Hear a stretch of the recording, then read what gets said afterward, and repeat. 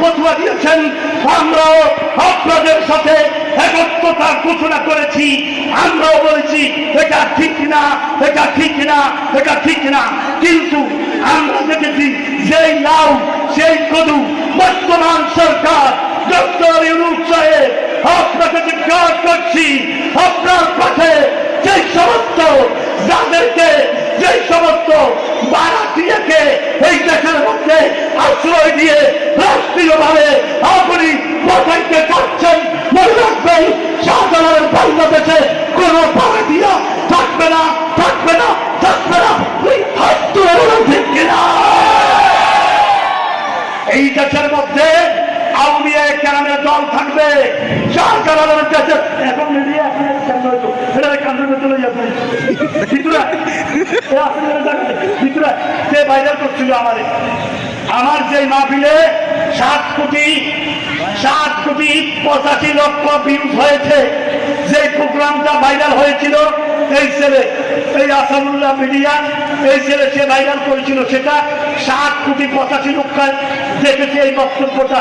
সেই বক্তব্যটা মুফতি গিয়াসউদ্দিন তাহেরীর সাথে ছিল আমাদের সোনাইমুড়ি হাই স্কুল ময়দানে।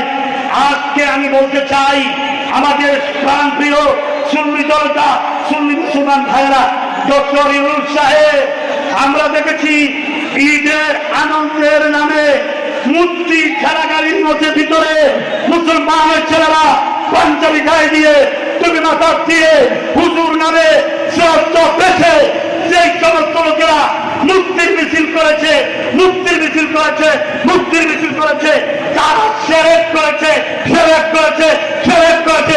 তুই হাত তুলে বলে ঠিক কিনা?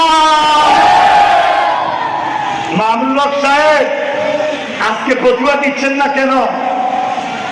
আমরা ঈদে মিলাদুন নবী করলে আপনাদের গাও জ্বলে, আমরা ঈদের মিলাদুন নবী করলে আপনাদের শরীর জ্বলে, শরীর পোড়ায়।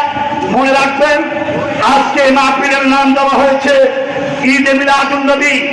এই ঈদে মিলাদুন নবী এটা আজকের নয়, এই ঈদে মিলাদুন নবী করেছে আমার আল্লাহ, ঈদ মিলাদুন নবী করেছে আমার আল্লাহর ফেরেশতা, ঈদ মিলাদুন নবী করেছে সাহাবায়ে কেরাম, ঈদ মিলাদুন নবী করেছে তাবিঈন, ঈদ মিলাদুন নবী করেছে তাবিঈন, ঈদ মিলাদুন নবী করেছে 4 মাযহাবের ইমামগণ।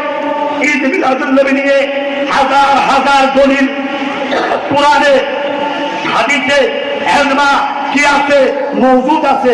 এত দলিল থাকার পরেও আমরা ঈদে মিলাদুন নবীর সময়ে মদিনার নবীর গম্বুজ নিয়ে মিছিল করেছি।